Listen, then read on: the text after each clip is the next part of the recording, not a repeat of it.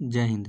आज के इस वीडियो में हम बात करने वाले हैं CRE यानी कि common requirement examination. Common requirement examination जो कि अखिल भारतीय आयुर्विज्ञान संस्थान जो है यानी कि AIIMS all India institute of medical sciences, वहाँ से जैसे कि रिक्वायरमेंट निकाला गया है। वो रिक्वायरमेंट क्या है इसको हम सही तरीके से समझेंगे, कौन से पोस्ट के लिए जैसे कि अप्लाई करेंगे इस वीडियो के माध्यम से हम समझेंगे। जिससे कि आपको यहाँ पे नोटिस दिया गया है, नोटिस 171/2025 बताया गया है। डेटेड यहाँ पे 7/1/2025 यानी 7 जनवरी को जारी किया गया ये नोटिफिकेशन। यहाँ पे देखेंगे तो डिटेल में है कि डिटेल रिक्वायरमेंट एडवर्टाइजमेंट यानी कि DRA है for common in requirement examination 2024 के रिक्वायरमेंट के लिए ऐसे की है for AIIMS and other central government institute या बॉडी। जो भी एम्स कॉलेज या हॉस्पिटल है और साथ ही साथ सेंट्रल गवर्नमेंट का जो इंस्टीट्यूट है या फिर उसका ब्रांच है बॉडीज, उसमें से कि आपको रिक्वायरमेंट देखा जा गया है कि कौन कौन से पोस्ट के लिए ऐसे कि अप्लाई करेंगे। आप इस वीडियो के माध्यम से समझेंगे।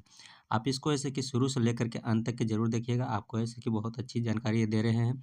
आप ऐसे कि यहाँ पे देखेंगे तो all India institute of medical sciences, first floor, conservation block, Ansari Nagar, new Delhi. जैसे कि आपको यहाँ पे पिन कोड इंडिया, आपको ऑल इंडिया में जैसे कि अप्लाई कर सकते हैं, कहीं से भी है, किसी भी राज्य से हैं तो आप इस फॉर्म को अप्लाई कर सकते हैं। इसके लिए क्या क्या रिक्वायरमेंट रखा गया है, कौन कौन से क्वालिफिकेशन है, क्या कौन कौन से पोस्ट है, टोटल इस वीडियो के माध्यम से हम जानकारी देंगे आपको। वीडियो को आप लास्ट तक के जरूर देखिएगा क्योंकि वीडियो थोड़ा सा लॉन्ग होगा, आपको समझाएंगे, हर एक चीज़ समझाएंगे। तो सबसे पहले आप यहाँ पे देखेंगे कि क्लोजिंग डेट यानी लास्ट डेट जैसे कि बताया गया है 31 जनवरी 2025 अप टू 5 PM, जो कि 5 बजे तक रखा गया है। ये इंपॉर्टेंट डेट है, आपको लास्ट में याद रखना होगा कब से फॉर्म फिलअप हो रहा है। आप यहाँ पे देखेंगे तो यहाँ पे डेट जैसे कि स्टार्टिंग डेट जैसे कि बताया गया 7/1/2025 से स्टार्ट हो चुका है और लास्ट डेट जैसे कि 31 जनवरी 2025 रखा गया है। इसी में जैसे कि एग्ज़ाम अपेयरिंग के लिए जैसे कि जो किनका फॉर्म आप एक्सेप्ट हुआ नहीं हुआ वो आप चेक कर पाएंगे यहाँ से 11/2025 यानी 11 फरवरी को पता चल जाएगा। साथ ही साथ आप अगर जो कुछ गलती होता है फॉर्म में तो आप उसको करेक्शन भी कर सकते हैं। करेक्शन का भी डेट 2 दिन के लिए आपको जारी किया गया है, जो कि 25 फरवरी से लेकर के 14 फरवरी तक का है कि करेक्शन का डेट दिया गया है। एग्ज़ाम का डेट है कि एडमिट कार्ड कब आएगा वो है कि आपको वेबसाइट पे बता दिया जाएगा, आएगा तो उसमें हम वीडियो बना करके आपको शेयर कर देंगे। उसके बाद आपको ऐसे कि बताया गया exam of date of examination, exam कब लिया जाएगा तो आपको यहाँ पे 26 फरवरी 2025 से लेकर के 28 फरवरी 2025 के बीच में एग्ज़ाम ले लिया जाएगा। उसके बाद आप आगे देखेंगे तो इसी तरीके से आप ये टोटल 207 पेज का वेबसाइट पेज है, नोटिफिकेशन है। आप इसको सही तरीके से पढ़ेंगे, सही तरीके से जो इम्पोर्टेंट है हम आपको बता देते हैं। इसमें लिस्ट दिया गया कि कौन कौन से कॉलेज जैसे कि इसमें ऐसे कि कौन कौन से एम्स है जो कि वहाँ का रिक्वायरमेंट है। तो आपको एम्स का नाम देखने के लिए मिल जाएगा, कौन एम्स कहाँ पे है और साथ ही साथ उसका एड्रेस है, वेबसाइट का नाम क्या है उस एम्स का, हॉस्पिटल का, वो आप देख सकेंगे। जैसे कि यहाँ पे देखेंगे एम्स भोपाल है, एम्स का जो भोपाल में है उसका एड्रेस क्या है, वहाँ का जो वेबसाइट है, ऑफिशियल वेबसाइट लिंक वो आपको यहाँ पे वेबसाइट दिया गया है। यहाँ से क्लिक करके आप सीधे उस वेबसाइट पे जा सकते हैं। इस तरीके से आप यहाँ पे हर जगह जैसे कि एम्स का जैसे कि जैसे एम्स गुवाहाटी हो गया, जोधपुर हो गया, कल्याणी हो गया, एम्स न्यू दिल्ली हो गया, इस तरीके से जैसे कि आप देख पाएंगे टोटल एम्स का जैसे कि बताया गया है। आप यहाँ पे एम्स न्यू दिल्ली में देखेंगे तो ये एम्स न्यू दिल्ली का जैसे कि एड्रेस यहाँ पे दिया गया है, उसका ऑफिशियल वेबसाइट यहाँ पे है। इसी तरीके से जैसे कि आपको हर एम्स का जैसे कि यहाँ पे देखने के लिए मिल जाएगा। जैसे एम्स नागपुर हो गया, एम्स पटना हो गया, रायबरेली हो गया, रायपुर हो गया, राजकोट हो गया, ऋषिकेश हो गया, एम्स जैसे कि विजयपुर हो गया। इस तरीके से जैसे कि जहाँ-जहाँ एम्स कॉलेज है वहाँ जैसे कि सभी जगह का जैसे कि यहाँ पे रिक्वायरमेंट है। आप यहाँ पे मिला लेंगे कि आपके नज़दीकी कौन-सा एम्स है, आप अगर जहाँ जॉइन करना चाहते हैं तो आप यहाँ पे देख पाएँगे कि आपका एम्स का यहाँ पे नाम है कि नहीं। जैसे Atal Bihari Vajpayee institute of medical science हो गया and doctor Ram Manohar Lohia hospital हो गया। उसी तरह से AIIMS central armed police force institute of medical sciences हो गया। उसका एड्रेस क्या है यहाँ पे देखेंगे तो ये वेबसाइट नहीं है यहाँ पे। इस तरीके से आप देख भी पाएँगे। उसी तरीके से आप आगे भी देखेंगे तो बताया गया एम्प्लॉय स्टेट इंश्योरेंस कॉर्पोरेशन का भी है यानी कि ESIC। जो आप कंपनी में काम करते हैं तो PF और ESIC कटता है, तो ESIC जो मेडिकल इंश्योरेंस होता है तो आपको ESIC में भी ऐसे कि आपको यहाँ पे रिक्वायरमेंट दिया गया है। उसका ऑफिशियल वेबसाइट आपको यहाँ पे देखने के लिए मिल जाएगा। फिर उसी तरह से regional institute of medical science जो कि इम्फाल में है, मणिपुर में पड़ता है, तो आप उसका एड्रेस देख पाएंगे यहाँ पे। इस तरीके से जैसे कि बहुत सारे कॉलेज है ऐसे कि आपको यहाँ पे मिलेगा देखने के लिए। आप यहाँ पे देखेंगे तो वर्धमान महावीर मेडिकल कॉलेज है।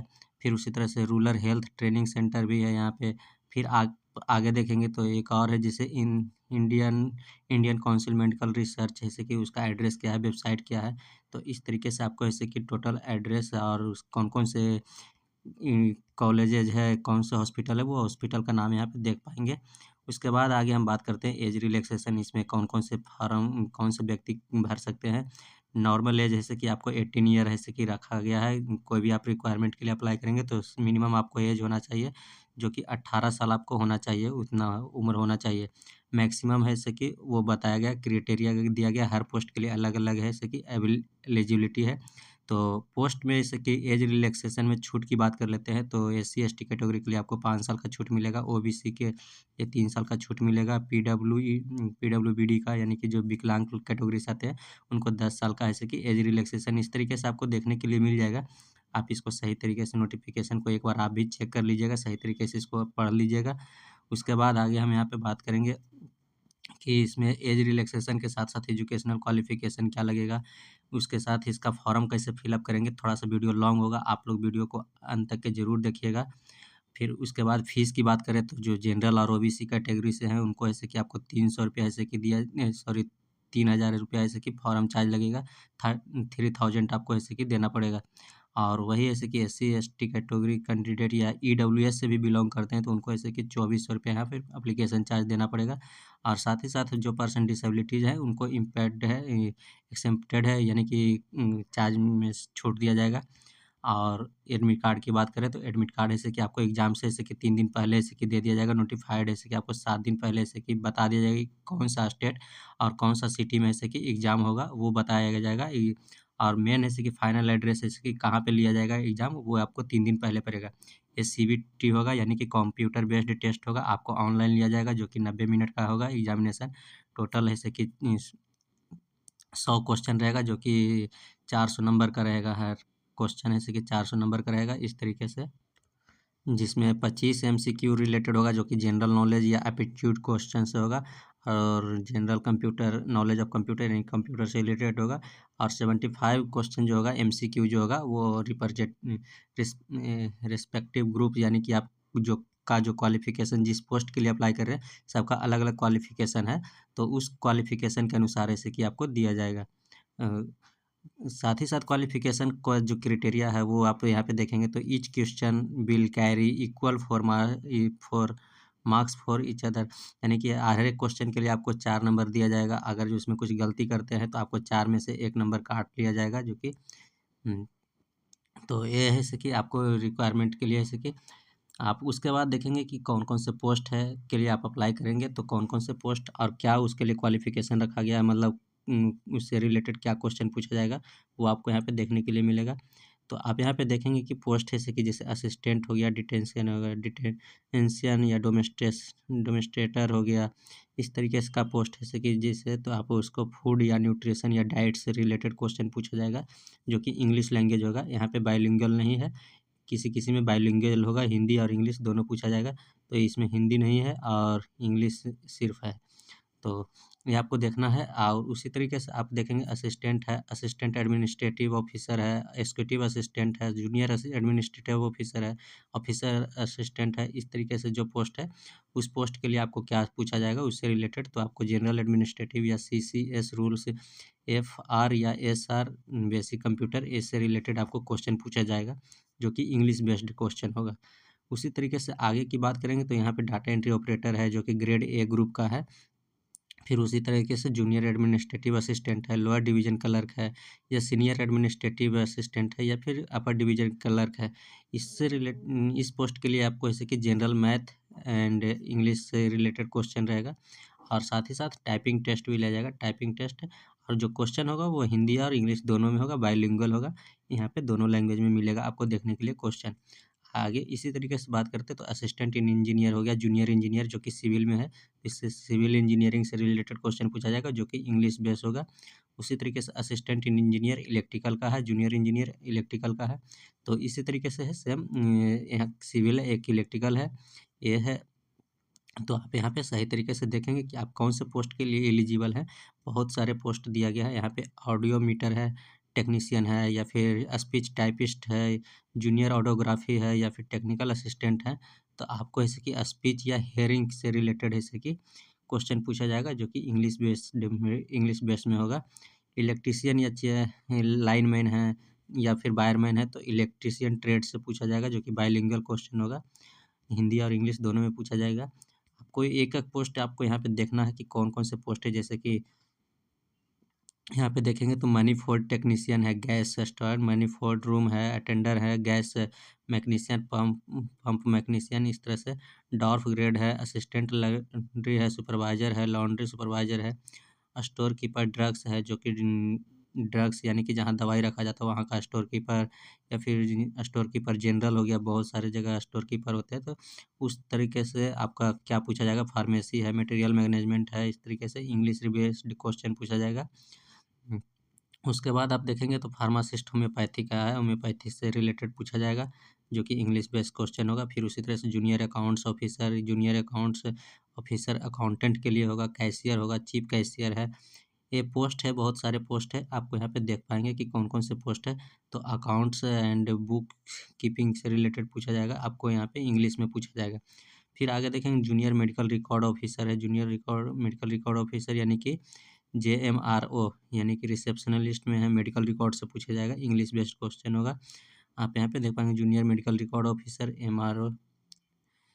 इसी तरह से CSS असिस्टेंट MRO काउंटर जो होता है वहाँ पे जो। फिर लैब टेक्नीशियन की बात करें तो लैब अटेंडर हो गया, लेबोरेटरी असिस्टेंट हो गया, laboratory attender, junior medical laboratory हो गया, टेक्नोलॉजिस्ट हो गया, लैब टेक्नीशियन हो गया, मेडिकल लेबोरेटरी हो गया, टेक्नोलॉजिस्ट स्टेर लैब हो गया, टेक्नीशियन मेडिकल लैब हो गया, technologist senior technician, technician assistant, technician anaesthesia operation theatre और टेक्नीशियन लेबोरेटरी, इस तरीके का पोस्ट है जो कि है जैसे कि आपको general math, English and hospital service related question पूछा जाएगा जो कि बाइलिंगुअल होगा, हिंदी और इंग्लिश दोनों में पूछा जाएगा। इसी तरीके से फिर ड्रेसर है, ड्रेसर में जैसे कि हॉस्पिटल अटेंडर, जो हॉस्पिटल में बहुत सारे मरीज आते हैं, पेशेंट आते हैं, तो उस पेशेंट को एक वार्ड से दूसरा वार्ड में ले जाने के लिए या फिर कुछ ज़रूरत पड़ता है तो उसके लिए अटेंडर रखा जाता है, तो हॉस्पिटल अटेंडर हो गया, हॉस्पिटल अटेंडर ग्रेड 3 हो गया, hospital attendant grade 3, nursing orderly हो गया, ऑर्डरली जो काम करते हैं एक फाइल को ले जाने से, फाइल को इधर-उधर करने में, तो ऑर्डरली बोलते हैं, तो नर्सिंग ऑर्डरली हो गया, अटेंडर हो गया, मल्टीटास्किंग स्टाफ यानी कि MTS के हो गया, नर्सिंग अटेंडर, स्टोर अटेंडेंट, इस तरह से बहुत सारे यहाँ पे पोस्ट दिया गया है जो कि general math, English and hospital service related से क्वेश्चन पूछा जाएगा, बाइलिंगुअल होगा, हिंदी और इंग्लिश में पूछा जाएगा। तो आप यहाँ पे देखेंगे कि आपका क्वालिफिकेशन जो है उस कौन से पोस्ट से मैच करा, उस पोस्ट के लिए आप अप्लाई कर सकते हैं। बहुत सारे यहाँ पे पोस्ट दिया गया है, इस तरीके से आप देखेंगे तो टोटल 66 यानी कि 66 प्रकार का पोस्ट दिया गया है। आप यहाँ पे देखेंगे तो क्वालिटी कंट्रोल मैनेजर है, जैसे लास्ट में जैसे कि 66 पोस्ट है, जैसे कि लाइफ साइंस या मेडिकल टेस्टिंग लेबोरेटरी से अगर जो कोर्स से रिलेटेड आप जानकारी रखते हैं तो आप इस पोस्ट के लिए अप्लाई कर सकते हैं, इंग्लिश बेसिस होगा।